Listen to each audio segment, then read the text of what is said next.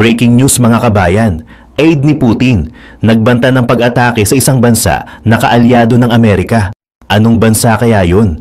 Pangalawang breaking news, China, nag-import sa Russia ng nuclear fuel. Sinyalis na ba ito na aatakihin nila ang Taiwan?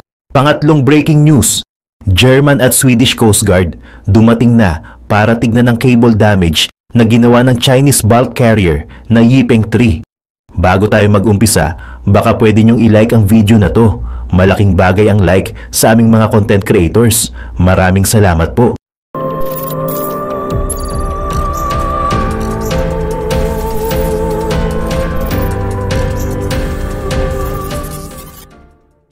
Patuloy na lumalawak ang investigasyon sa paligid ng Chinese bulker carrier na Yipeng 3.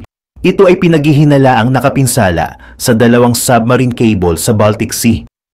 Ang mga barko ng German at Swedish Coast Guard ay sumali sa mga pagpapatrol ng Danish Navy sa Danish Straits sa paligid ng Yipeng 3. Dahil dito, 3 ang kabuuang bilang ng mga Coast Guard at mga sasakyang pangdagat ang kasalukuyang sumusunod at nag-oobserba sa Chinese vessel. Hindi pa kinukumpirma ng mga opisyal kung formal nga bang na-detain ang nasabing barko. Ang barko kasi ay nanatiling naka-anchor mula noong November 19, ilang sandali matapos sumakay ang isang Danish pilot. Ang German Coast Guard ay nagpadala ng patrol ship na Bad Duben mula sa Wilhelmshaven sa North Sea noong Huwebes ng November 21. Ito ay dumating malapit sa Yipeng 3 noong umaga ng Sabado, November 23. Patuloy nitong inikutan at inobserbahan ang Yipeng 3. Katulad nito, ang Swedish Coast Guard patrol ship na Poseidon ay umalis noong November 22 mula sa Gothenburg at sumama sa mga German at Danish ship ng sumunod na araw. Plano ng Poseidon na sundan ang Chinese vessel kapag umalis ito ayon sa Swedish authority. Kinumpirma ng tagapagsalita ng Swedish Coast Guard na si Linnea Kappel na nananatili ang Poseidon sa istasyon malapit sa Yipeng 3 na nagsasagawa ng paunang pagsisiyasat. Samantala, ang Danish Navy ay nananatiling on-site kasama ang HDMS Vidbjørnen, isang Thetis-class patrol vessel. Ang Danish patrol vessel na HDMS Rota na unang nagmatyag sa sasakyang pangdagat at ang mas malaking HDMS Soloven ay bumalik na sa daungan. Ang mga otoridad sa Germany, Sweden at Finland ay naglunsad ng mga pagsisiyasat sa pinaghihinalaang pananabutahe. Ang Minister of the Interior ng Germany na si Nancy Faeser ay kinumpirma na ang mga opisyal ay pinopursue ang lahat ng avenue sa investigasyon. Samantala, sa iba pang mga balita, ang close aide ni Putin ay nag-issue ng isang nuclear warning sa US-led NATO matapos ang missile move ni Biden. Ayon kay Dmitry Medvedev, ang NATO daw ay mayroong direct war sa Russia. Ayon sa kanya, ito daw ay matapos ang paggamit ng Ukraine sa mga US at UK missiles laban sa Russia. Sa ginawang pagbabago ni Putin sa kanilang nuclear doctrine, sinabi ni Medvedev na walang development na maaaring ma-ruled out. Kung ang itatanong daw ay tungkol sa paggamit ng nuclear weapons, may posibilidad daw talaga na ito ay magamit. Ni-reveal din ni Medvedev kung papaano matatapos ang digmaan sa pagitan ng Ukraine at Russia na sa kasalukuyan ay nasa 2 taon na. Sinabi nito na madali at mabilis lang daw itong matatapos kung titigil na ang NATO sa pagpapainit ng digmaan sa Ukraine. Ang warning ni Medvedev ay naganap matapos mangako si Putin na gagamit pa ng maraming missiles kagaya ng New Oreshnik sa Ukraine. Ang chief ng Strategic Missile Forces ng Russia ay nagbanta din sa Europe ng mga nuclear strike.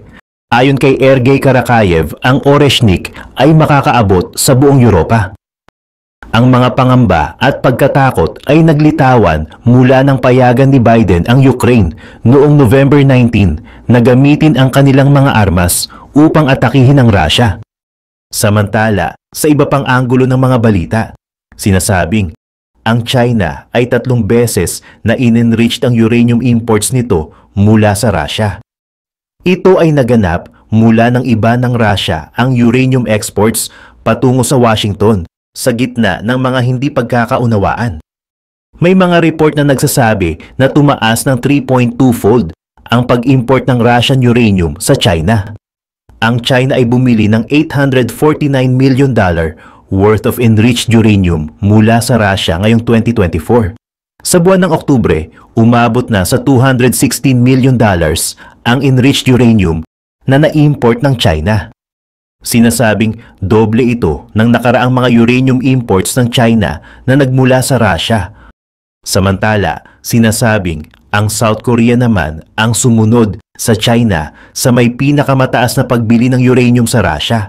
Ang kanilang binili ay umabot sa $650 million. Ngunit bago magsimula ang digmaan sa pagitan ng Russia at Ukraine, ang Russia ang nangungunang bansa na nagsusupply ng uranium sa US.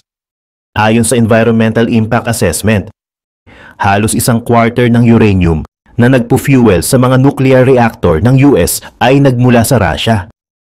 Nag-announce din ang US ng pagban sa mga Russian low-enriched uranium, ngunit pinayagan naman nito ang ilang waivers. Sinasabing, ang Department of Energy ay maaring mag-issue ng mga waivers hanggang 2028 kung sakaling mabigo ito na makahanap ng mga alternatives. Ayon sa Washington, ang mga naturang pag-import sa kabila ng mga lamat sa relasyon ay nasa pambansang interes pa rin ng US. Subalit, noong nakaraang linggo, ang Russia ay nagban ng lahat ng enriched uranium exports patungo sa US. Tinawag ng Moscow ang hakbang na ito bilang tugon sa mga selective restrictions na ipinataw ng Washington. Matatandaan na ang world's largest uranium enrichment complex ay nasa Russia. Base sa mga ulat, ang Russia ang nagdodominate sa pagkakaroon ng enriched uranium market na mayroong 40% global share. Pumunta naman tayo sa ibang dako ng balita. Pagpapanggap na kayang makipagsabayan sa kapangyarihang militar ng Amerika, isang bulok na pamahalaan, at isang palyadong intelligence operation, kung saan ang mga Russian bombers ay gumagamit pa ng hindi naka-encrypt na civilian radios. Nagawang piliin ang 5 sa pinakamalaking kapalpakan ni Putin sa Ukraine. Isa sa mahahalagang kakayahan sa pakikisalamuha ay ang pagbabasa ng emosyon at sitwasyon ng isang grupo, kung ano ang nararapat o hindi dapat sabihin o gawin. Ganoon din sa larangan ng militar, kailangan ay kayang basahin ang kalagayan ng mga bansa bago magsagawa ng anumang kampanya. Sa lahat ng aspeto, sablay ang Russia sa hakbang na ito nang planuhin ang pagsalakay sa Ukraine. Ang mga pagkukulang ay malinaw na nakasalalay kay Putin at sa Federal Security Bureau ng Russia, FSB. Hindi nakakalap ng tamang impormasyon ang FSB bago sumalakay at mali ang pagkakaintindi sa pampulitika at militar na sitwasyon sa Ukraine. Si Putin naman, sa kanyang sobrang higpit sa impormasyon at pagmamaniobra sa halos lahat ng aspeto ng operasyon, ay humantong sa kabiguan ang kanyang layunin. Sa panig ng FSB, ang kanilang kapalpakan sa intelihensya ang nagtulak kay Putin na ituloy ang giyera. Hindi tulad ng Estados Unidos na maraming independent intelligence agencies. Ang Russia ay halos nakadepende sa FSB, kaya limitado ang kakayahan nito na magbigay ng impormasyon. Nasalungat naman sa anumang gustong ipakita ng FSB. Sa US, nagkakaroon man ng alitan dahil sa magkakaibang pananaw mula sa iba't ibang ahensya. Nagbibigay naman ito ng mas malinaw at detalyadong senaryo sa presidente kumpara sa kung anong meron si Putin noong February 2022. Ang corruption sa FSB ay sumasalamin lamang sa kabuuang sistema ng pamahalaang Ruso. Bago ang pagsalakay, kampante ang Kremlin dahil sa tagumpay ng Crimean invasion noong 2014, isang malinaw na halimbawa ng maayos na intelligence operation. Ang Crimea, isang mahalagang estratehikong lugar, ay mabilis na nakuha sa pamamagitan ng suporta mula sa mga separatistang grupo na pinunduhan ng militar ng Russia. Maging ang mga sundalong Russian ay nagsuot ng unipormeng walang tatak para magkunwaring walang kinalaman ng Russia. Ang tagumpay sa Crimea ay dahil sa tamang pagbasa ng intelihensya na malaki ang suporta ng lokal na populasyon sa isang coup laban sa Kyiv.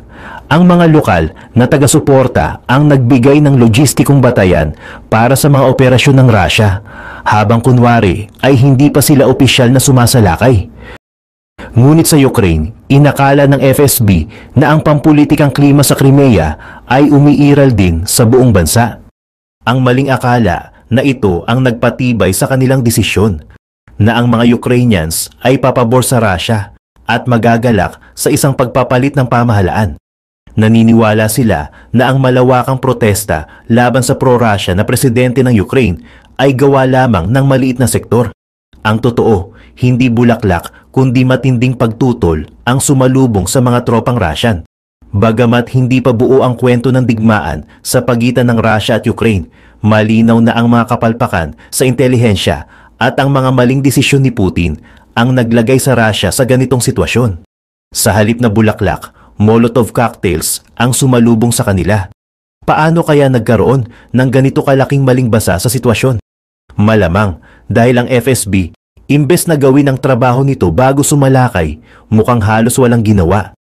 Ayon sa mga ulat, ilang buwan bago ang pagsalakay, inaprubahan ni Putin ang paggastos ng ilang milyong dolyar para sa FSB upang magsagawa ng intelligence reconnaissance sa Ukraine at sa militar nito. Ang layunin, alamin ang pulso ng mamamayan, sukatin kung tatanggapin nila ang pananakop ng Russia at alamin kung paano maaaring tumugon ang militar. May plano rin silang suhulan ang ilang opisyal ng gobyerno at militar upang tumanggi sa paglaban o ibunyag ang mga kritikal na impormasyon. Nang magsimula ang pagsalakay, lumabas na totoo ngang may ilang bahagi ng gobyerno at militar ng Ukraine na na-infiltrate. Sa mga lugar tulad ng Mariupol, naalis ang ilang mga bomba na dapat sana'y pipigil sa pag-usad ng mga tropang Ruso. May mga unit ng militar na hindi nakatanggap ng tamang utos dahil sa mga traidor sa loob. May ilan pang aktibong pagsabotahe. Pero sa kabila ng lahat, handang-handa ang Ukraine na salubungin ang pagsalakay.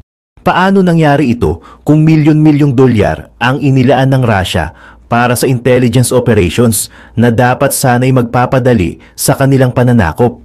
Malamang dahil ninakaw ng FSB ang karamihan ng pera. Bagamat hindi pa kumpirmado ang mga ulat, ang mga ebidensya ay nakakabahala. Matapos mabalaho ang pagsalakay, kumalat ang mga balitang ang FSB ay halos walang ginawang konkretong intelligence work. Ang 5th Service ng FSB na nakafocus sa seguridad sa dating mga teritoryo ng Soviet, ang sinasabing tumangay sa malaking bahagi ng pondo. Kasunod nito, nagkaroon ng malawakang purge sa loob ng FSB. Maraming opisyal ang sinibak o inaresto, kabilang na ang pinuno ng 5th Service na si Sergei Beseda. Bagamat may balitang ikinulong siya sa Lefortovo Prison, na kilala bilang lugar ng mga political purges ni Stalin, lumabas noong 2023 na siya'y nasa house arrest lamang at muling nakikita sa publiko. Ang totoo, kahit ang mga tropa ng Russia ay halos walang kaalam-alam sa itinakdang pagsalakay. Maraming opisyal sa militar ang hindi alam na may planong pagsakop hanggang 1 linggo bago ito maganap. Ang mga sundalo minsan ay ilang oras na lang bago magmarcha. Saka pa lamang sinasabihang sundan ang sasakyan sa harap mo. Marami sa kanila ang nagulat nang bigla na lang nilang mapagtanto na tumatawid na pala sila ng border papuntang Ukraine. Sa dami ng kapalpakan sa digmaang ito, ang kakulangan ng maayos na paghahanda para sa pananakop ay isa sa pinakamalaking pagkakamali ni Putin. Ngunit sa pagkakataong ito, mukhang hindi lang siya ang dapat sisihin. Kung bakit hindi lahat ng mali ay kay Putin isisi. Ang Vranyo ay isang konsepto na nasa sentro ng kulturang militar at pamahalaan ng Russia. Ito'y isang nakasanayang kolektibong kasinungalingan. Ang sistema nito ay ganito. Ang isang tauhan ay magsisinungaling sa kanyang opisyal. Alam ng opisyal na nagsisinungaling ang tauhan. At alam din ng tauhan na alam ng opisyal ang totoo. Pero parehong nagkukunwari na totoo ang kasinungalingan. Ganito ang kalakaran mula sa pinakamababang antas hanggang kay Putin mismo. Ang Vranyo ay nag-ugat sa panahon ng Soviet Union, kung saan ang isang authoritarian at korap na sistema ang naging ugat ng kultura ng pagsisinungaling. Sa ilalim ng burokrasya ng Soviet, ang lahat ng aspeto ng buhay sa Russia ay nasakal. Sa sistemang ito, hanggat mukhang natutupad ang kota sa papel, parang totoo na ito kahit hindi naman talaga. Ito ang dahilan kung bakit hirap magplano ng tama ang gobyerno, tulad ng nangyari nang matalo ang Soviet Union sa Afghanistan, pati na rin ng Russia sa Georgia at sa dalawang giyera sa Chechnya. Ganito ang sistema ng korupsyon. Isang junior commander ang makakatanggap ng budget para sa firing range ng kanyang tropa, pero ibubulsa niya ang malaking bahagi nito. Ang tropa ay dadalhin sa ilang ceremonial shooting para magmukhang nag-ensayo. Iuulat ng junior commander sa kanyang senior na handa na ang unit at lahat ng sundalo ay eksperto sa shooting. Ang senior commander naman, na kumupit din ng parte sa budget, ay magbibigay ng parehong ulat sa mas nakatataas na opisyal. At paulit-ulit itong mangyayari hanggang sa makarating kay Putin. Natatanggap ng ulat na ang kanyang mga sundalo ay magagaling lahat at may 50-50 bullseye sa shooting range. Base sa maling impormasyong ito, nag-utos si Putin ng pagsalakay sa Ukraine na para bang ang kanyang hukbo ay elite at handang-handa. Dahil sa mga ulat na magaling ang militar sa mga training exercises, hindi na siya nag-abala sa mas detalyado at kumpletong paghahanda. Ayon sa mga ulat, pinaniwala siya na puno ang stockpiles ng gasolina, bala, pagkain at gamot. Pero ang totoo, dahil sa kultura ng korupsyon, ang mga tropa na dapat manguna sa pagsalakay ay abala sa pagbabaklas ng copper wiring mula sa kanilang mga sasakyan para ibenta. At ang gasolina ay sinasayang para makabili ng vodka mula sa mga lokal sa Belarus. Oo, totoo ito. Maraming ulat na nangyari nga ito bago ang pagsalakay. Ang pagnanakaw ay normal sa kulturang militar ng Russia at ito'y tinatanggap na ng parehong senior at junior staff dahil sa mababang sahod. Plano ni Putin na gawing sorpresa ang pagsalakay sa Ukraine para hindi mabigyan ng oras ang kanluran na maghanda o magkaroon ng leverage. Sa politikal, tama ang diskarte. Pero sa estratehiya, isa itong malaking kapalpakan. Ihambing natin ito sa paghahanda ng US bago ang Desert Storm. Bago sa lakay ng Iraq, sinimulan muna ng US ang isang malawakang air at missile campaign. Pinulbos nila ang air defense ng Iraq, dahilan para mawalan ito ng kakayahang makipagkomunikasyon. Samantalang sa Russia, mukhang ang mismong sistema nila ng Vranyo ang sumira sa kanilang tagumpay, bago pa man magsimula ang labanan. Ang paghahanda ng hukbong Ruso, isang halimbawa ng kakulangan. Ang mga senior commander ng Iraq noon ay hindi makapagpadala o makatanggap ng utos dahil nasira ang kanilang linya ng komunikasyon, at ang mga pangunahing gamit ng gobyerno para sa utos at kontrol ay nasira din. Dahil dito, nalito ang mga puwersa ng Iraq at hindi makaporma laban sa mga puwersa ng US at kaalyado. Sa kaso ni Putin, walang ganitong paghahanda ang kanyang hukbo, isang maituturing na estratehikong pagkakamali sa kasaysayan. Gayunpaman, ito'y may logic rin. Ang ideya ni Putin ay gulatin ang kanluran upang mabawasan ang suporta para sa Ukraine at pigilan ang mabilis na pagdating ng mga kagamitang militar sa Ukrainian Armed Forces. Politikal, layunin niyang kontrolin ang naratibo at ilagay ang kanluran sa alanganin. Ang desisyon niyang ito ay nakabatay sa maling impormasyon na ang Ukraine ay babagsak sa loob lamang ng ilang araw. Dahil sa maling intelihensyang ito, walang ginawang preparatory strikes o kampanya ng paninigtik at sabotahe.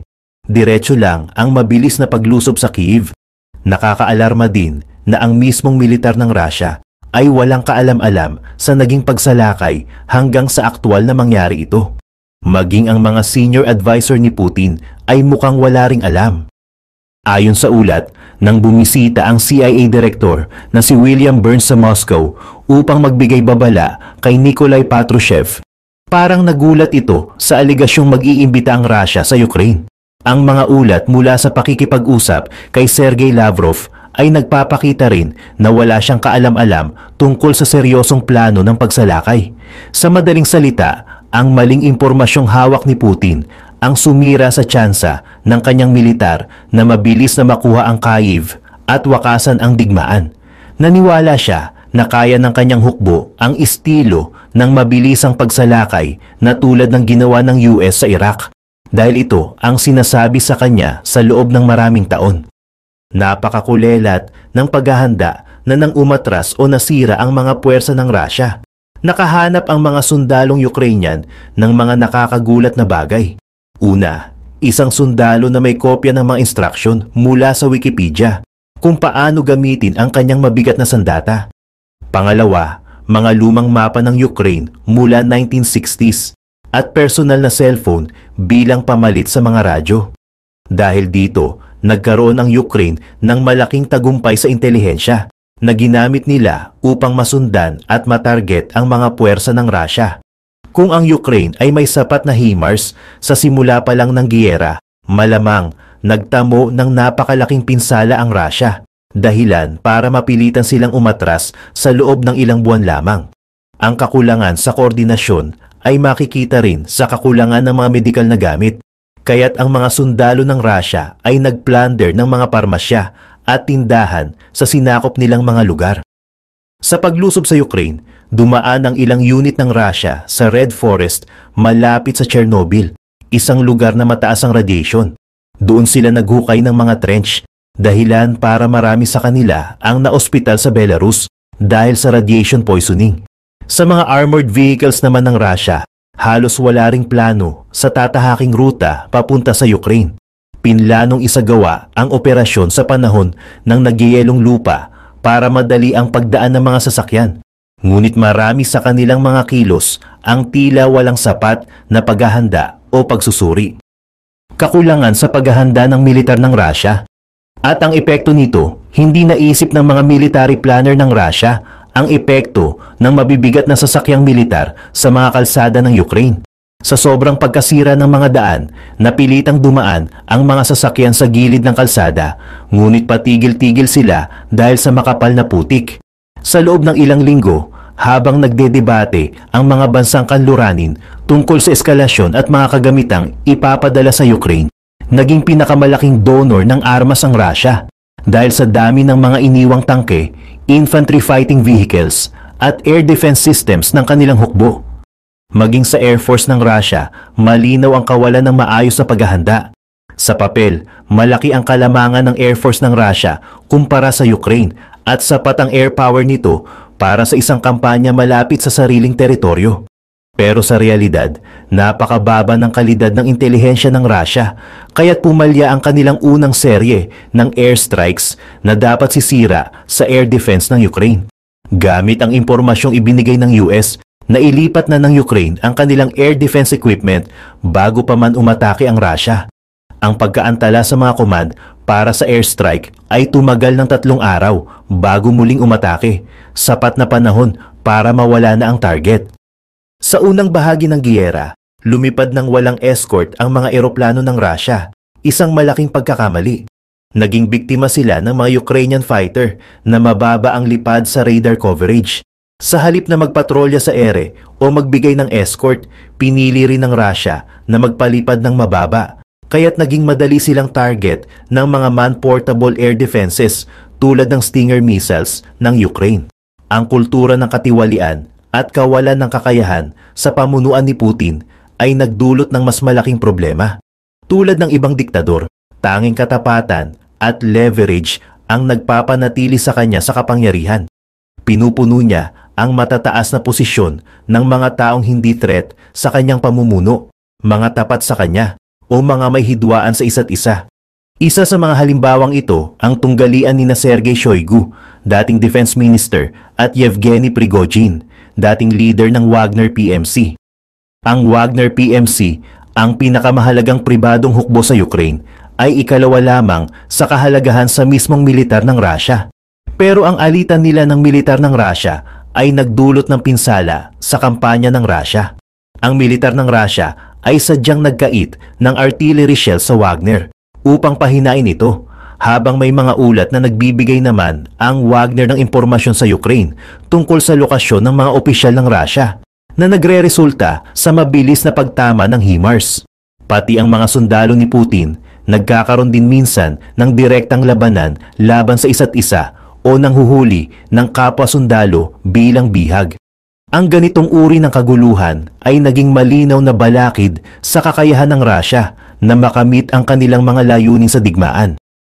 Ang epekto ng tunggalian at pagkakamali sa diskarte ni Putin.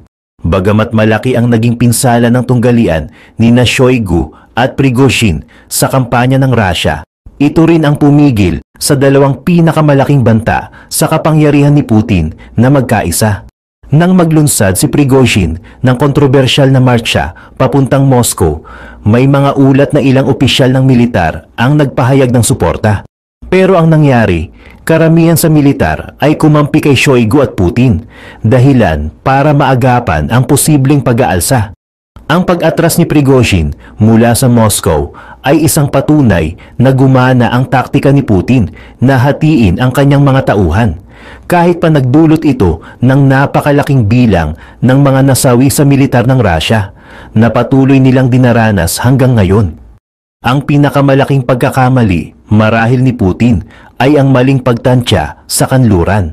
Pero hindi rin masisisi ang pananaw niya noong inatake ng Russia ang Crimea noong 2014, halos walang pumansin. Bagamat may matapang na pahayag mula sa Washington hanggang Berlin, kaunti lamang ang naging aksyon.